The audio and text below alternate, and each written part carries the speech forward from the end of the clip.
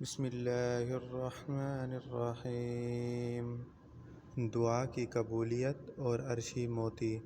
اللہم اغفر لی ولوالدی وللمؤمنین والمؤمنات والمسلمین والمسلمات۔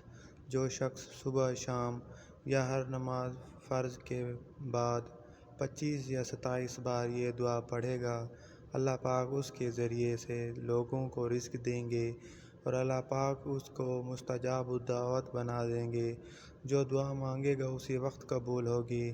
یہ عرشی خزانوں میں سے ایک ہے۔